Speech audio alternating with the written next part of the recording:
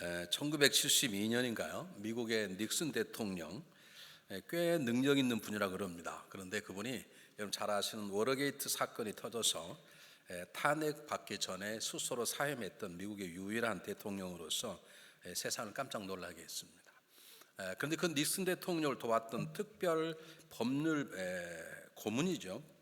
고문 담당하는 보좌관이 있는데 그 사람이 찰스 콜슨이라는 사람인데, 사실 이 사람이 굉장히 그러한 쉽게 말하면 상대방의 정당에 도청 장치 하는데 그 앞장을 서서 결국 그는 재판을 받아 1974년에 유죄 판결을 받고 감옥에 수감되게 되었습니다. 미국의 가장 큰 나라의 대통령의 특별 법률 보좌관이라 그러면 대통령만큼 아니지만 굉장한 권력을 가질 수 있고 세상적으로 굉장히 높은 지위에 있는데, 그는 그 당시만 해도 세상의 영향력 밑에 살아서 사람이 권력을 가지면 더 큰 권력을 갖고 싶고 더 많은 걸 소유하면 더 많은 걸 소유하고 싶은 세상의 유혹 속에 그냥 살아서 그것이 분명히 올바른 것도 아니면서도 알고, 특히 미국이라는 세계 가장 민주주의 대표적인 국가인 그 나라에서 대통령의 보좌관들이 다른 상대방의 대통령 후보들의 도청을 했다는 것은 말도 안 되는 일인데 그 일을 행하게 되고 그 일이 들통에 나서 그들은 감옥에 가게 되고 대통령은 하야하는 불상사를 겪게 되었습니다. 이 찰스 콜슨이라는 사람이 감옥에 들어가 생각하는 가운데 하나님이 그를 만지시면서 그에게 새로운 깨달음을 주었어요.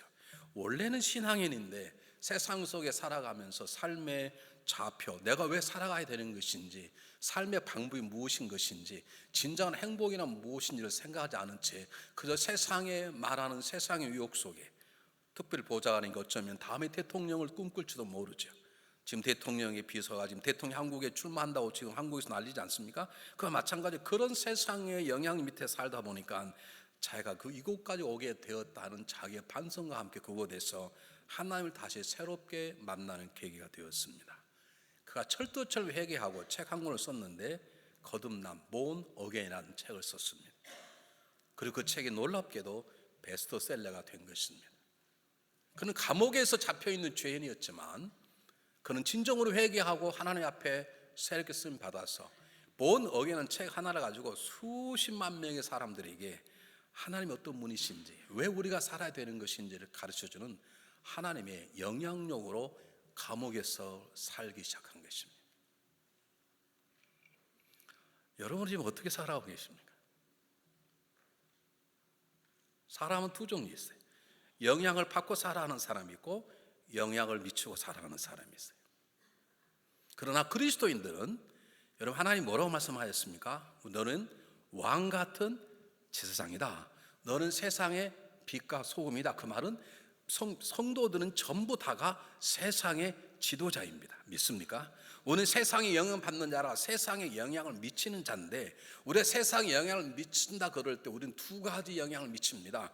하나는 여전히 자기 자신의 영향을 미치는 사람이 있고, 한 사람은 자기 자신을 완전히 죽고 감옥의 죄인으로 있으면서도 책 한 권을 통해서 수많은 사람들에게 하나님을 섬기는 삶이 무엇인지, 거듭난다는 것이 무엇인지를 알리는 이 한 찰스 콜슨이라는 사람처럼 하나님의 영향력, 하나님의 마음이 무엇이고 하나님의 능력이 무엇이, 하나님의 소원이 무엇인지를 세상에 영향을 끼치는 하나님의 영향력으로 살아가는 사람들이 있습니다. 여러분 새해 둘째 주가 됐습니다. 여러분 1년에 어떤 모습으로 살아가기를 원합니까? 여러분의 사업이 하나님 잘 돼서 부자가 되고 그것으로 수많은 사람에게 여러분의 사업적인 능력을 미치는 여러분의 영향력으로 살아가기를 원하십니까?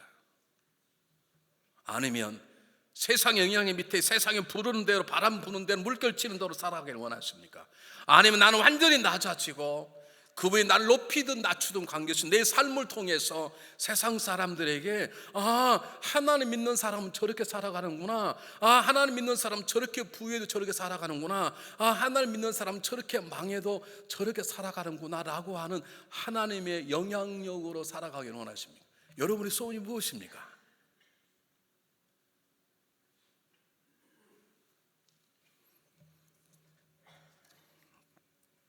오늘 우리 마태복음 28장과 연결된 본문이 사도행전 1장입니다. 사도행전 1장 1절로 8절을 보면 예수님께서 부활하신 다음에 40일 동안 제자들과 특별 세미나를 하셔서 하나님 나라에서 가르치세요. 근데 그 하나님 나라에 대한 놀라운 복음을 들으면서도 제자들은 아직 변하지 않았습니다. 이제 막 승천하시려고 그러니까 제자들이 예수님께 묻습니다. 주께서 이스라엘 회복할 때가 언제니까? 그 질문 앞에 예수님은 기다렸다는 듯이 대답하시죠. 때와 기한은 아버지께서 자기의 권한이 있어 너희가 알 바가 아니요 오직 너희에게 성령이 임하시면 너희가 권능을 받고 예루살렘과 온 유대와 사마리아와 땅 끝까지 이르러 내 증인이 될 것이니라. 지금 제자들의 관심은 여전히 세상의 영향력이 있는 것입니다. 예수님께서 로마를 물리치고 이스라엘 왕이 되면 그 예수님의 권한에 의해서 자기들은 영의정 좌의정 장군이 되고 장관이 되겠다는 세상의 소리, 세상의 유혹 가지고 지금 살아가고 있는 것입니다. 예수님 그들을 단칼에 막는 그런 꿈 꾸지 말라는 것이죠. 그리고 말씀하시는 것은 땅끝까지 이르러 복음을 증거하라. 제자들은 세상의 높아짐이고 예수님은 하늘나라의 하나님 나라의 넓어짐을 강조하고 있는 것입니다. 더 놀라운 것은 우리가 너무나 잘 아는 말씀인데 땅끝까지 이르러 내 증인이 되리라는 말은 증인이 되도록 하나님께서 역사하신다, 하나님의 소원이다, 하나님의 계획이다 그 말입니다. 그런데 그 증인이라는 단어는 원래는 순교라는 단어입니다. 너희들은 이 땅 위에 하나님 나라를 건설하기 위해서 복음을 증가하다가 죽게 될 것이다, 그런 예언이기도 합니다. 그러나 이 말씀이 우리에게 주는 가장 중요한 의미가 뭐냐면 우리가 예수님 때문에 대통령이 되고 장관이 되는 것도 중요하지만 모든 것 가운데 복음을 증가하는 일이 내 목숨을 걸 만큼 가장 중요하다 그 말입니다. 너희들이 복음을 증가하다가 순교자가 될 거다 그 말은 복음을 증가하는 것, 이 땅에 하나님 나라를 확장시켜 나가는 것이 내 목숨을 바치면 내 목숨과 바꿀 만큼 가장 가치 있는 일이라는 것입니다. 여러분 목숨을 바칠 만한 일은 복음 증가하는 밖에 없습니다. 목을 바칠 만큼 목숨을 바칠 만큼 귀중한 일은 하나님 나라를 확장시키는 일밖에 없습니다. 근데 지금은 수많은 사람들이 돈 버는데 목숨을 겁니다. 수많은 사람들이 세상에 쾌락을 쫓는데 목숨을 겁니다. 수많은 사람들이 하룻밤을 쾌락에 자기의 목숨을 거는 사람들이 얼마나 많은지 모릅니다. 오늘 예수님께서는 복음 전파가 예수님 십자가 달리시고 죽으시고 부활한 사건, 그 진리를 믿는 자는 영생을 얻고 심판에 이르지 아니하는 그 놀라운 복음을 세상에 증가하는 것이 정말로 중요한, 목숨과 밥그릇 만큼 중요하다고 예수님이 가르치시는 것이죠. 그 이유는 간단합니다. 왜냐하면 복음 전파는 주님께서 우리를 부르시고 구원하시고 우리에게 맡겨준 가장 중요한 사명이 복음 전파이기 때문에 그렇습니다. 오늘 읽었던 본문이 그러는 것이고요, 사도 1장 8절이 그러는 것이고요, 예수님께서 베드로를 부르실 때 사람을 낚는 어부가 되게 하겠다는 말은 저와 여러분을 부르주신 말씀과 똑같습니다. 믿습니까?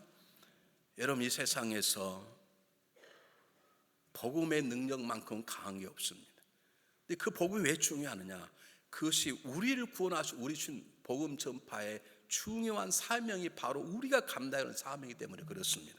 두 번째 복음 전 중요한 것은 복음 전파만이 죽은 사람을 살리는 능력인 것이요, 지옥 갈 사람을 천국 가게 만드는 유일한 길은 복음밖에 없기 때문입니다.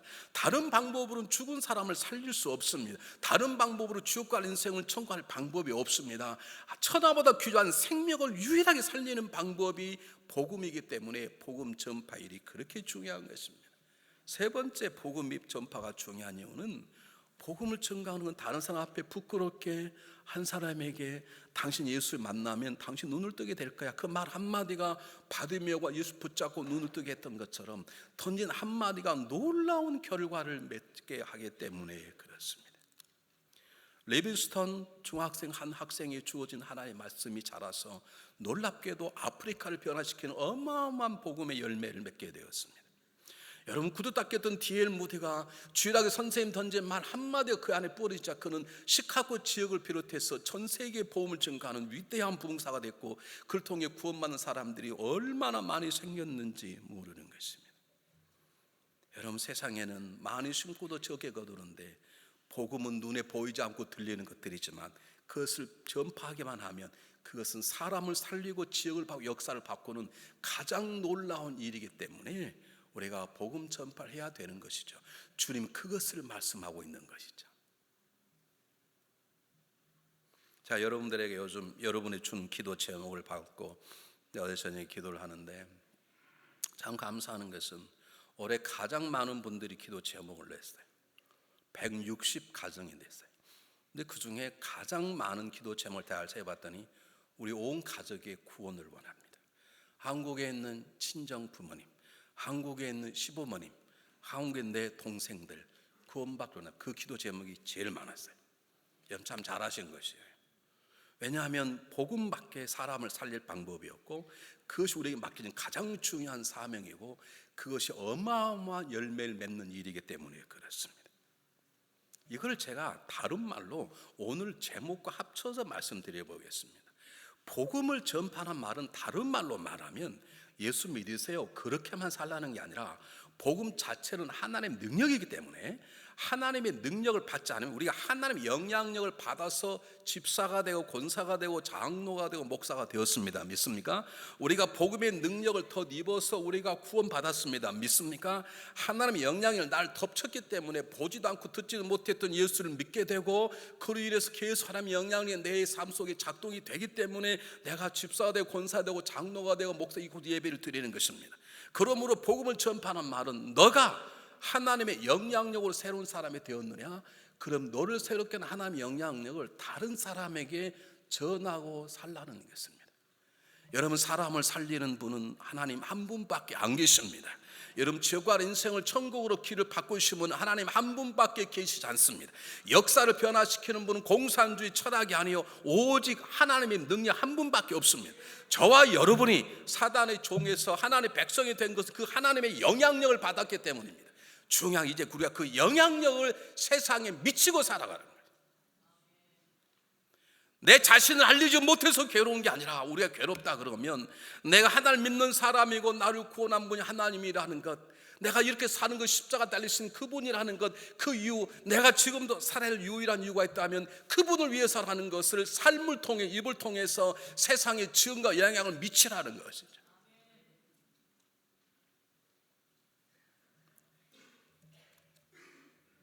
다른 말로 바꾸겠습니다. 창세기 12장 1절 3절에 보면 하나님께서 아브라함을 부르셨어요. 그리고 너희 본토 친척집을 따라 내가 지시할 땅으로 가라. 내가 너로 큰 민족을 이루고 내가 너희 복을 주어 너희 이름을 창대케 하리니 너는 복의 근원이 될지라. 너를 축복하는 내가 복을 내리고 너를 저주하는 내가 저주하리니 모든 민족이 너로 인하여 복을 얻을 것이니라. 하나님이 아브라함을 택하셨어요. 아브라함이 하나님의 영향에 의해서 당대 최고의 복을 받는 믿음의 조상이 됐습니다. 그러나 하나님의 계획은 거기에 멈추지 않고 그렇게 복을 받은 아브라함을 통해서 수많은 사람들이 동일한 하나님의 영향력에 거할 수 있도록 아브라함을 하나님이 쓰시겠다는 것이에요. 아브라함은 믿음의 조상이 아니라 아브라함은 믿음의 통로요 하나님의 통로인 것입니다. 여러분 이 시대 살아가는 우리들에게도 하나님이 동일하게 말씀하시는 것이죠. 여러분이 어떻게 집사가 되셨습니까? 담임 목사하고 친해서? 인성공천위원들하고 친해서? 돈으로? 그랬습니까? 그렇다면 그냥 사십시오. 여러분이 집사가 되고 권사가 되고 장로가 된 것이 하나님의 은혜라고 믿다면 하나님의 영향력에 의해서 인성공천위원들의 마음을 감동해주고 교인들의 마음을 감동해서 그분의 영향력으로 내가 하나님의 종이 되었다면 이제 우리가 살아야 할 가장 중요한 이유는 나를 그렇게 만드신 그분의 영향력 무엇인지를 세상 사람들에게 미치고 살아가는 것이죠.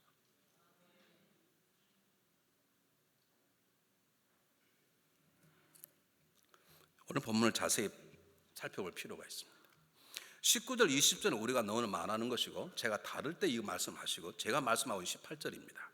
여러분 너희는 가서 모든 족속 제자를 삼아서 아버지와 아들과 성령 이름으로 세례를 주고 내가 너에게 분부한 모든 가르치게 하라. 이 말 앞에 18절이 더 중요해요. 18절이 뭐라고 말하냐면 예수님께서 하늘과 땅의 모든 권세를 내게 주셨으니 그 말은 하늘과 땅의 모든 권세 내가 모든 만물의 주인이다. 그러므로 내가 너에게 명령한다고 말하는 예수님이 스스로의 권위와 권위를 얘기하시는 것이에요. 그분이 이렇게 명령할 수 있으신가? 그분이 모든 명령자이기 때문에 믿습니까? 그러나 이 말을 더 깊이 들어가면 이 말씀 속에는 이런 뜻이 담겨져 있어요. 이것은 마지막 본문과 연결이 됩니다.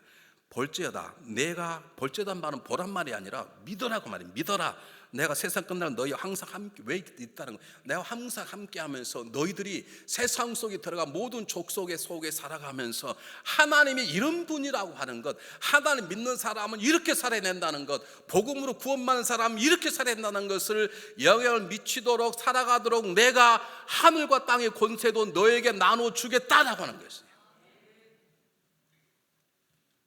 여러분, 이것이 우리들의 고민거리가 됩니까? 기도의 자리가 됩니까? 우리는 지금도 하나님의 은혜로 사업이 잘 되고 자녀가 잘 되고 그런데 꿈을 꾸죠. 그게 잘못됐다는 게 아니에요. 여러분 자녀가 잘 써와. 그래서 어쨌다는 거예요. 어떤 분이 신방을 갔는데요, 죄송해요, 용서하고 들으세요. 사업이 너무너무 잘 되는 거예요. 그래서 제가 물었습니다. 우리 사업이 잘 됐어요? 예, 하나님 은혜입니다. 모든 게 하나님 은혜입니다. 저는 그 말에 감동이 됐어요. 근데 목사는요, 그런 감동을 받으면요, 설교에 이렇게 써먹으려고 꼭 확인을 해요. 보세요, 여러분 사업이 잘 됐어요. 하나님이 그 물질 축복을 주셨어요. 그 여러분 입으로 고백했어요. 그럼 적어도 그분은 교회 생활을 어떻게 해야 되는 것입니까? 제가 천천히 얘기할게요. 말이 너무 빠르는 거예요. 아니, 모른다면 괜찮아요. 사업이 너무너무 잘 되는 거예요. 생각보다 훨씬 잘 되고 막 돈이 막 남아 돌아갈 정도로 막 쌓이는 거예요. 이게 하나님 은혜라는 거예요. 그리고 고백을 안 했으면 괜찮아요. 고백을 했어요. 근데 고백하면요, 저는 여러분 헌금 어떻게 하는지 저는 전혀 모릅니다. 제가 분명히 말씀드리지만, 근데 저는 그런 경우는 확인을 해요. 그분 1년 헌금 통계표 좀 가져와 보라고 제가 딱 이름을 적어주면 제목이 그런 분만 저에게 줘요. 저는 여러분 11조 얼마 하는지 11조 하는지 안 하는지 저는 잘 몰라요. 근데 그렇게 고백하는 분은 저 얼마만큼 고백했는지 보아요.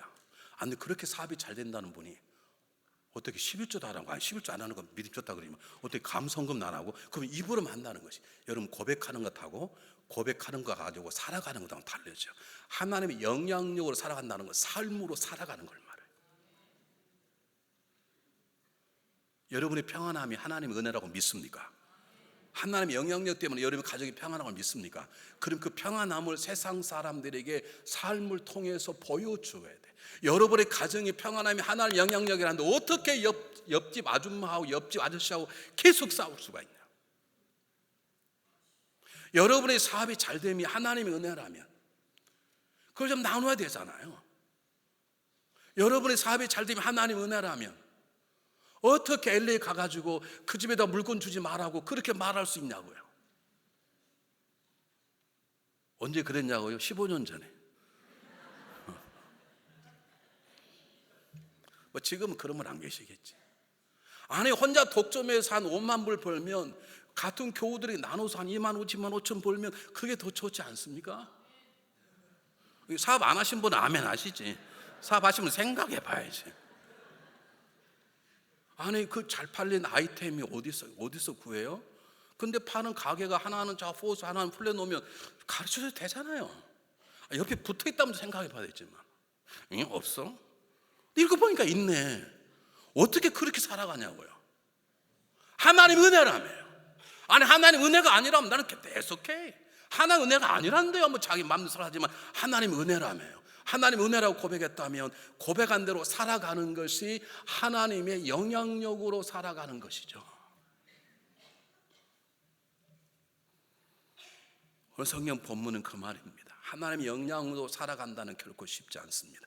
주님 말씀하시는 거, 너희들은 너희 자신의 영향을 세상에 드러내는 게 아니다. 너희는 병을 고쳐서 너희 이름이 드러나는 게 아니라 병 고침 기도를 통해 하나님의 영광이 드러나야 되느니라. 하나님이 어떻게 말씀하시고 어떻게 살아가고 사람들을 어떻게 섬기고 어떻게 해야 되는 것인지를 너희들의 가정과 직장과 교회 속에서 보일 수 있도록 내가 함께하면 너희에게 하늘과 땅의 모든 권세를 주겠다는 거예요.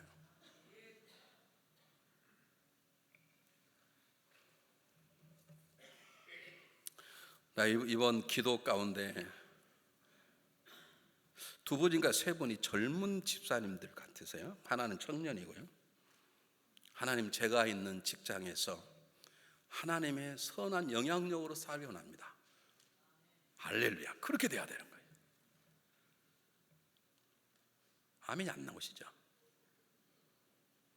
여러분이 교회 와서는 집사가 되고 권세가 되고 장로가 됐는데 직장 속에서는 수단과 방법을 가리지 않고 출세하려고 노력하십니까? 그럼 하나님의 영향력으로 사는 게 아니라 세상의 영향력으로 사는 것이죠.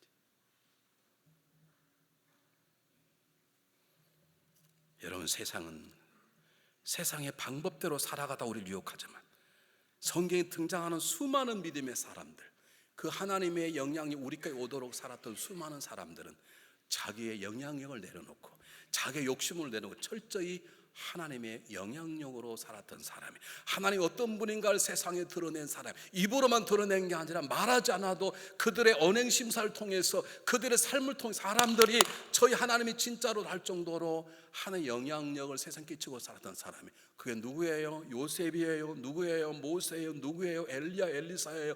누구예요? 다니엘이에요? 누구예요? 느헤미야예요? 전부 다 그들은 자기의 이름이 아니라 그들을 세우시고 그들을 변화시켰던 하나님의 영향력을 세상에 미치고 살았던 사람이에요. 저와 여러분이 올해 1년 그렇게 살아야 되는 것이죠. 한번 보세요, 여러분. 우리 올림픽 하잖아요, 이제. 제가 예를 들면 올림픽에서 레슬링에서 금메달 땄어요. 그러면 이 깃발에 뭐가 올라갑니까? 제 사진이 올라갑니까? 대한민국 태국이 올라가겠습니까? 미국 성주에 올라가겠습니까? 제 국적이 뭐냐고요? 저는 미국 시민권 받아가지고 저는 미국 국적이니까 태국 저기 성주에 올라가겠죠. 왜 제 사진이 안 올라가요? 여러분, 올림픽 금메달 딴다고 그 사람 사진 올리는 거 봤습니까? 그를 보낸 누구를 보내는 거예요? 그 나라의 국회 올라가는 거예요. 우리는 하나님 나라의 백성이 믿습니까? 그럼 누가 올라가야 돼? 하나님 나라의 깃발 올라가는 것이, 그것이 하나님의 영향력으로 살아가는 것이지.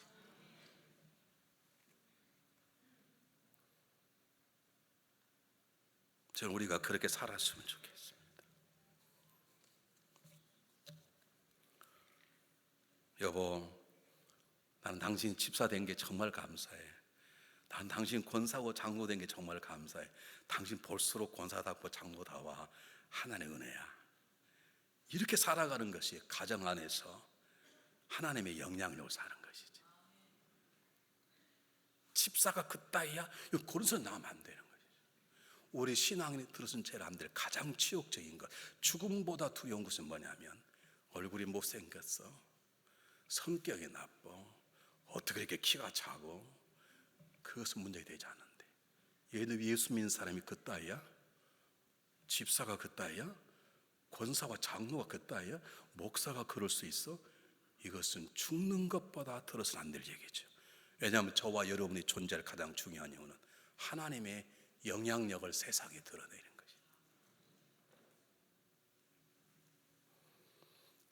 그런데도 우리는 지금도 하나님의 영향력으로 내 이름, 내 가문 드러내려고 어쩔 줄 모르는 거예요. 그것 때문에 괴로워하고 그것 때문에 힘들어하는 거 아닙니까? 집사가 안 됐다고 괴로워하고, 권사 안 됐다고 괴로워하고, 장로 안 됐다고 괴로워하고, 목사 안 됐다고 괴로워하는 그 괴로움이 뭡니까? 아직도 나는 나의 나라, 나의 영향력으로 살고 싶은 것이죠. 여러분, 제가요, 하나님 왜 저에게 이런 복을 주셨을까? 여러분 생각할 때 제가 복 안 받은 것처럼 복을 엄청 받았어요. 어떻게 이런 좋은 교회에 목사를 이렇게 오래까지 하느냐? 여러분, 26년 있는 게 쉽지 않습니다. 이게 정말 하나님 역사님은 절대 안 됩니다. 제가 안 가겠다고 막 붙잡은 것도 아니잖아요. 저는 공감해야. 그래도 내가 잘한 게 뭘까? 내가 그래도 하나님 뭔가 잘한 게 있어서 생각할 때 답은 하나, 하나님의 은혜다라고 하는 거예요. 제가 발견하지 못했어요. 그래도 내가 또 물어봐요. 그래도 하나님 제가 그럼 하나도 잘한 게 없습니까? 딱 하나 잘한 게 있어요.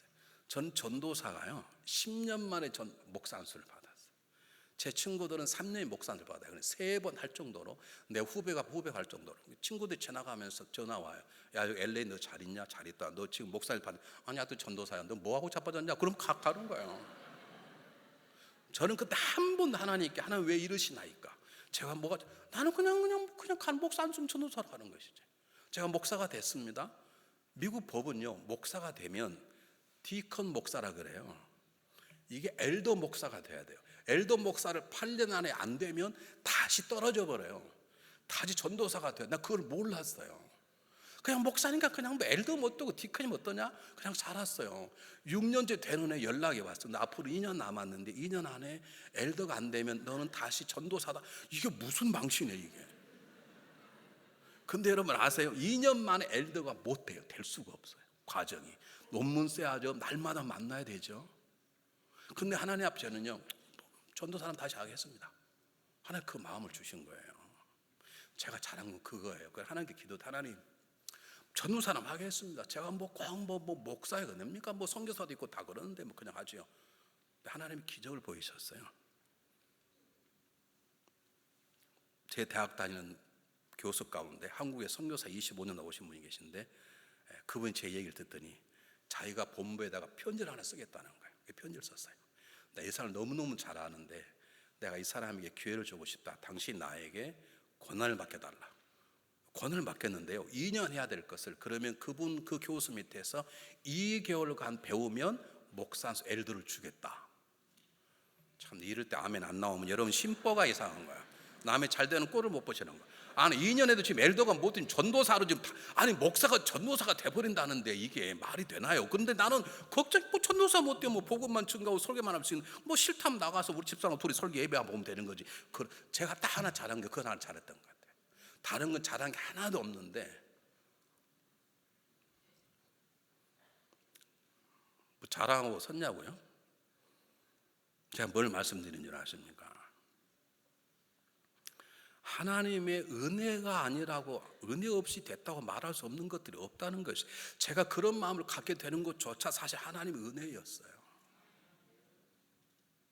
제가 여러분 말씀드렸지만 그 시간에 그 자리에 가 있자면 저는 목사 안수를 못 받아요. 저는 그것도 모르고 교인들 데리고 동부는 가려 그러다가 성도 하나가 다리가 분절해서 병원에 가는 통에 결국 기적적으로 안수를 받았습니다. 저는 영어가 못 되니까 나는 그거 없어도 되는 줄 알았어요. 여러분 간증했잖아요.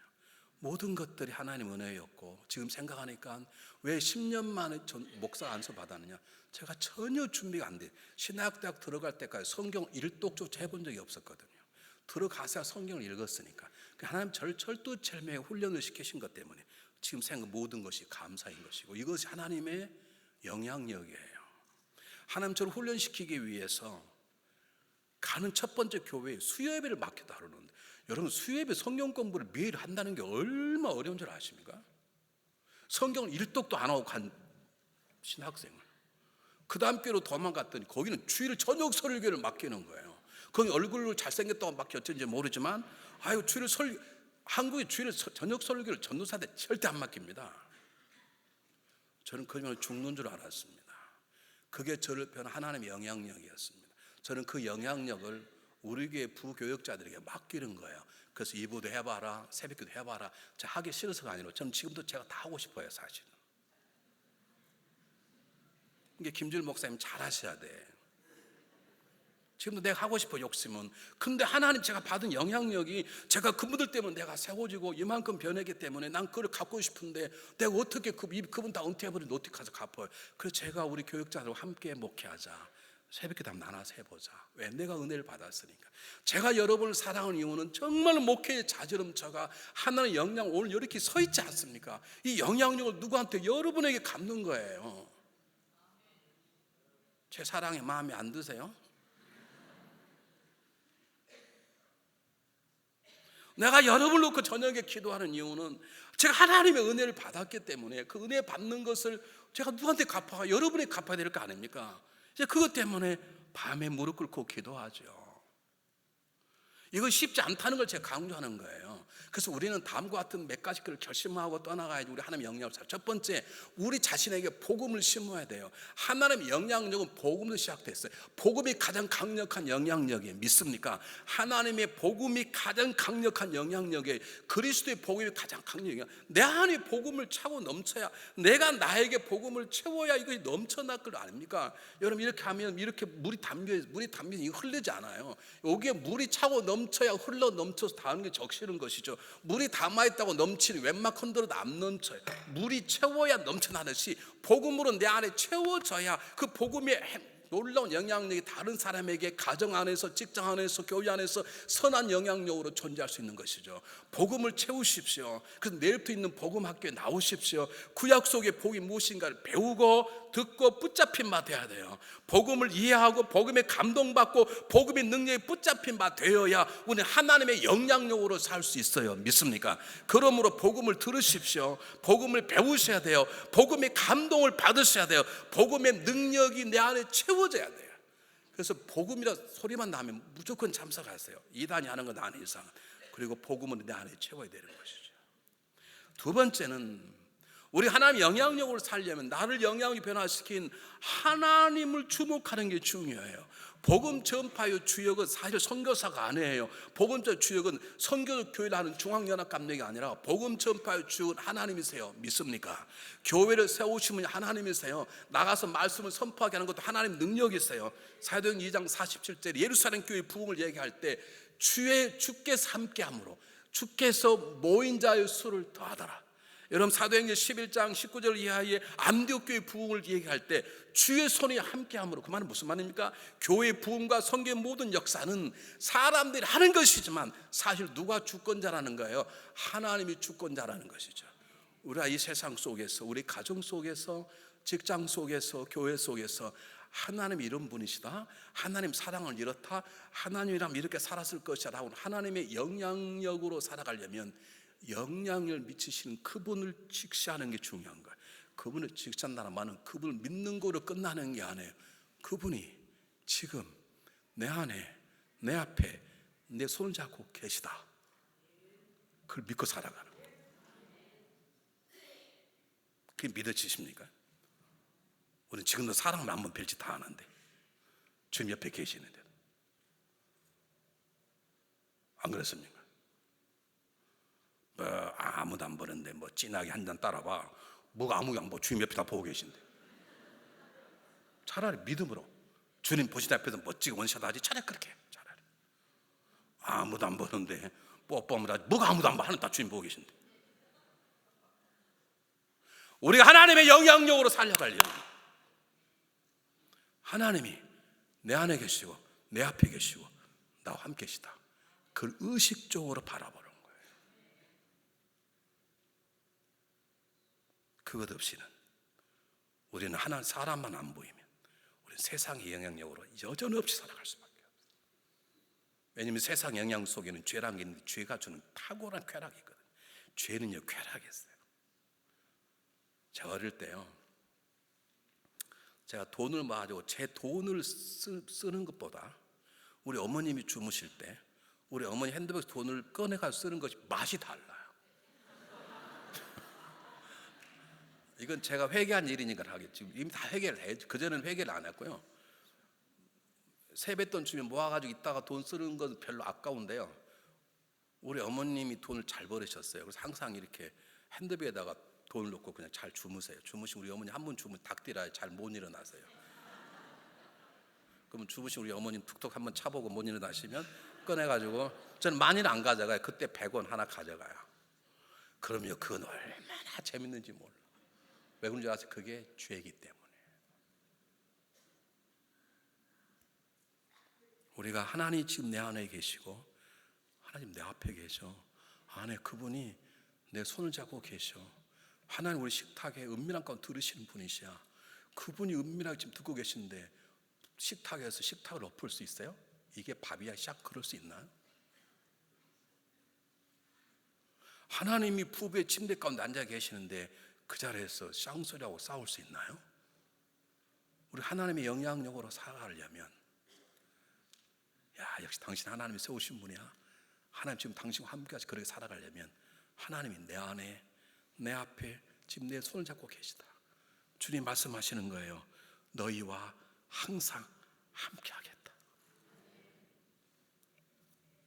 세 번째는요, 제가 오늘 이게 결론이에요. 복음에 합당한 삶을 살았어야 돼. 하나님의 영향으로 산다는 것은 말로만 하는 게 아니라 오히려 더 화근이 될 수 있어요. 여러분, 우리가 복음을 증가하면 그 복음에 합당한 삶을 살아야 돼. 주님께서 마태복음 5장 13, 14, 15절에 너희는 소금이, 만약 소금이 짠만 이르면 무슨 소용이 있어? 버리고 사람이 짓밟힐 뿐이고, 너희는 세상에 미치니 사람이 불을 켜가지고 등불을 켜서 등경 위에 두지 밑에다 두지 않냐. 그러므로 빛을 비추어 너 행실을 보고 사람들이 행실을 보고 하나님 영광을 돌리게 하라. 여러분, 소금과 빛은 세상을 밝히는 영향이고 세상을 썩지 않게 하는 존재라는 거예요. 지도자라는 뜻입니다. 어둠의 가장 큰 무서운 영향력은 빛입니다. 여러분, 어둠에 바람 분다고 어둠이 날아가나요? 온도를 높이면 어둠이 사라지나요? 안에 빛이 들어와야 어둠은 사라져요. 돈을 갖다 쌓아놓으면 어둠이 갑자기 밝아지나요? 안 해요. 이 어두운 세상의 영향력은 빛이에요. 근데 성경 뭐라 말해요? 너와 내가, 우리 모두가 세상의 빛이요 세상을 썩지 아니하는 소금이다, 이 말이죠. 네. 그러므로 너희들은 나를 따라 살라, 이 말입니다. 마태복음 5장 한번 보겠습니다. 16절 한번, 아주 중요한 본문이기 때문에 똑같이 읽어보겠습니다. 시작. 이같이 너희 빛을 사람 앞에 비추게 하여 저희로 너희 착한 행실을 보고 하늘에 계신 너희 아버지께 영광을 돌리게 하라. 저와 여러분의 빛을 숨길 수가 없어요. 만약에 여러분이, 제가 시간을 내서, 저는 그냥 간증을 싫어해요. 간증을 잘 안 시켜요. 어느 교회는 매 간증 시키는데요, 저는 간증 잘 안 시켜요. 왜냐하면 그분이 어떻게 완전하다고 간증을 시키나, 나는 그게 이해가 좀 안 가요.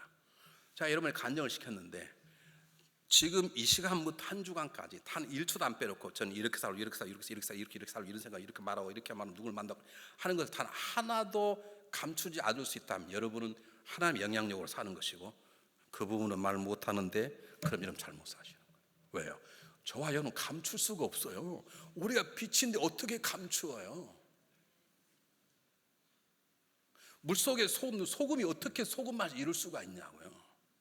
여러분, 간단해요. 하나님의 영향력을 살려면 복음에 합당한 내가 증거하는 하나님 이런 분이시야, 하나님의 사랑은 이런 사랑이세요, 하나님 정말로 신실하고 선하신 분이시야, 하나님 노하지 않으시야, 하나님 우리를 기다리신 분이세요, 하나님 누구든 용서하신 분이시야 라고 말할 수 있다면 그렇게 살아야 되잖아요. 이것이 복음에 합당한 삶을 살라고 빌립보에서의 사도 바울이 고백했던 것처럼 그렇게 살아야 되거든요. 여러분, 그렇게 못 살아서 괴로워보신 분 계십니까? 나는 그런 분 그렇게 많이 경험하지 못했습니다. 기도 응답이 안 돼서, 능력받지 못해서, 자녀가 아파서, 사업이 잘 안 돼서, 사람이 알아주지 않아서, 누구한테 배반당, 그것 때문에 괴로워하고 기도하려는 요청을 많이 받았지만, 하나님, 제가 아무리 봐도 세상과 빛의 역할을 감당하지 못하고 있습니다. 목사님 도와주, 이런 기도는 별로 안 해봤어요. 왜냐하면 고민들 안 하시는가 봐. 저만 고민하는가 봐. 저는 고민할 수밖에. 여러분 다 드러나면 다 보이잖아요. 다 보여. 저는 여러분에게 감출 수가 없잖아요. 설교하니까 제 마음이 다 드러나잖아요. 제 설교와 행동이 어떻게 다른가 여러분 다 아시잖아요. 이 자리가 얼마나 괴롭고 고통스러운 자인 줄 아세요? 뭐가 고통스럽냐고요? 알고 싶으면 지금이라도 신학교를 가시길 바랍니다. 여러분, 복음에 합당한 삶, 내가 집사다운 삶, 권사는 권사다운 삶, 장로는 장로다운 삶, 여러분 목사는 목사다운 삶을 살아야 되는 것이죠. 그래야 우리는 하나님의 영향을 살 수 있어요. 네, 놀라운 것은 오늘 성경 본문의 마지막 본문, 주님은 우리 연약함을 아세요. 그분은 우리의 고통을 아세요. 우리가 얼마나 쉽게 무너져버리고 쉽게 깨어져, 우리의 결심이 작심 삼일도 안 채 해보니까 3분도 안 가더라고요. 어떨 때는 그렇게 편한 우리를 아세요. 그래서 하나님께서, 예수님께서 내가 너희와 항상 함께하며 하늘과 땅의 권세로 너를 지켜주겠다는 거예요. 이걸 우리말로 하면 그리 할 수 있도록 말씀과 성령을 붙잡는 것이죠. 말씀과 성령을 철두철미에 의지하는 것이죠.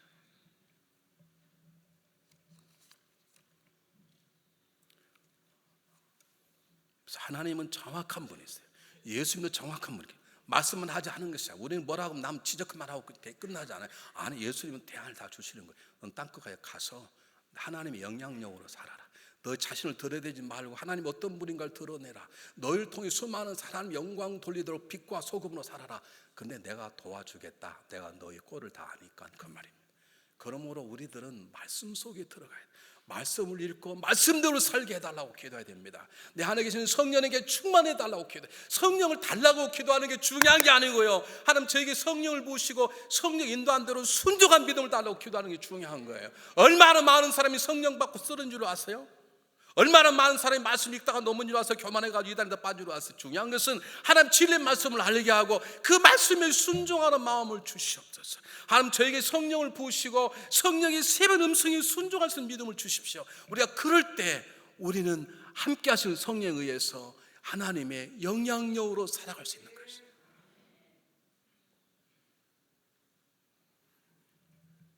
인도네시아가 몇 년 전에 쓰나미가 들어오면서 어마어마한 사람이 죽었습니다. 놀라운 거, 그러면서 인도네시아의 기독교 교회가 부흥하기 시작했습니다. 왜냐하면 한 마을에 거의 다 사람이 죽었는데, 그리고 썩어 죽어가는 사람 시대 때문에 막 질병이 퍼져나가는데, 모든 종교단체는 다 나갔는데 자기들이 돌 던지고 침 뱉고 하는 조그마한 기독교 목회자만이 그 집 지켜주고 사람 장례해주고 하는 거예요. 사람이 거기에 놀라는 거예요. 저들이 하나님이 진짜 하나님이다. 저들은 하나님이 역사하는 척 할 수 없다. 생각해 보세요.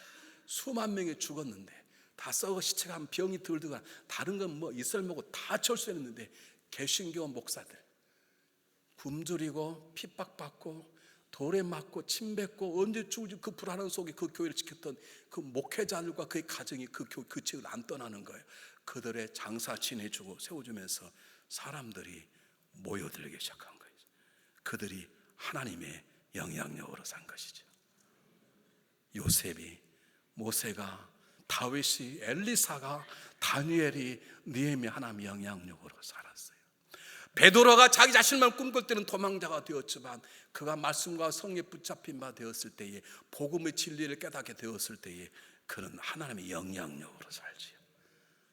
바울이 자기 자신이 살았을 때는 자기의 욕심으로 행악자의 삶을 살았는데, 하나님의 음성을 듣고 변화되고 그가 새로운 눈이 열리기 시작했을 때 그는 하나님의 영향력으로 살지요. 가는 곳마다 교회가 생겨요. 여러분, 복음을 증하면 죽은 자가 살아나요. 뱀이 물리면 죽지 않아요. 바다에 빠졌는데 고기밥이 되지 않아요. 하나님의 영향력을 덮을 세상에 어떤 것도 없는 것이죠. 우리는 올해 어떤 꿈을 꾸고 살아가는 것입니까? 우리는 지난주에 우리 믿음을 굳건히 세워달라고 기도하자 그랬습니다. 우리 시간에 이렇게 기도해야 됩니다. 하나님, 그 굳건한 믿음을 통해서 하나님의 선한 영향력으로, 하나님의 거룩한 영향력으로 가정과 직장과 교회 속에 살게 해달라고, 그렇게 우리가 기도해야 될 줄 믿습니다. 우리 한 10초 동안만 기도해 보겠습니다. 여러분, 다른 기도 하나님 다 아십니다. 다 내려놓으십시오. 그리고 한 가지만 기도하면 좋겠습니다. 하나님, 우리에게 믿음의 믿음을 더하셔서 말씀대로 순종할 수 있고 성령 인도하심에 순종할 수 있어서 가정 속에서, 직장 속에서, 교회 속에서 하나님의 거룩한 영향력으로, 하나님의 선한 영향력으로 살아갈 수 있도록 하나님 저희를 도와주시옵소서. 우리 한번 간절히 한번 기도하겠습니다. 하나님 아버지, 감사합니다. 부족한 종을 변화시키시고 믿음의 믿음을 더하셔서 가정 안에서 하나님